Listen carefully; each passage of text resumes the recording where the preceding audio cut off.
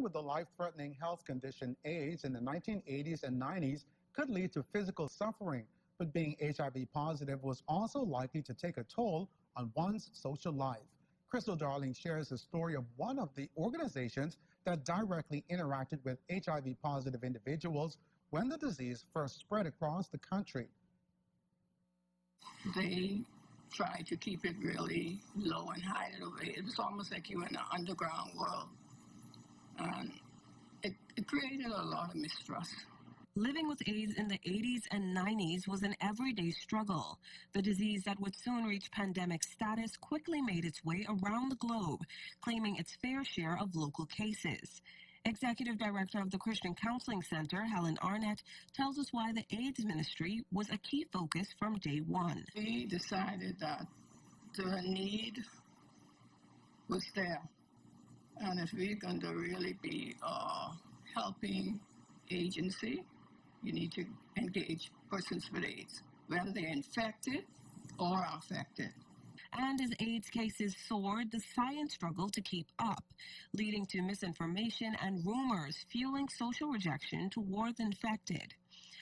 Arnett says they supported hundreds of AIDS victims, visiting their homes, bringing them groceries, and even accompanying some to their regular medical visits. A couple of them mentioned that going to clinic, there were persons who came just to see who attended clinic to gossip about it.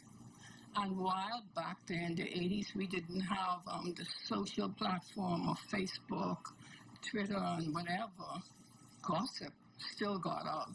But it didn't end there. Arnett says, unlike today, with the many advancements in medicine, many people living with the condition back then had visible symptoms, which could have impacted other areas of their lives. You were not gainfully employed. And if you were employed, you had to guard the secret. And then if your health started to decline, then persons already look at you in a different light. Arnett added that some families even disowned and rejected the infected, leaving them to fend for themselves. And the children whose parents suffered from AIDS were shunned socially. If you fast forward to where we are now, children are still hurting from that era because they're no longer the 5-year-old boy or girl. They're now in their 20s.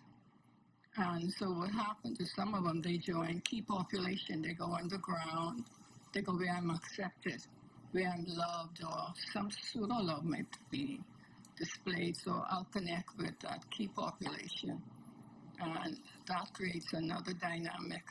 30-plus years after they first started, Arnett says they still see some of their AIDS patients, many of them living normal lives. I think we need to move beyond that and show compassion and love, because for only God's grace why we are not one of them. But I think today we have access. We have the World Wide Web, we can Google, and then there are support groups. And so it's more education out there on it now. Crystal Darling, ZNS Network News. My name is Camille Barnett, and I'm president of the Bahamas AIDS Foundation. During these difficult times, we have continued to provide support to our clients through a number of initiatives. We provide weekly grocery support and hot meals. Our clients have access to counseling and a food and clothing bank, as well as assistance with clinic visits and medications. Access to our social worker enables clients to get support with job preparation, securing government documents, and negotiating the everyday trials of life. We are also committed to making sure our young people have academic support through the provision of laptops and school supplies, funds for school registration, and national examination fees.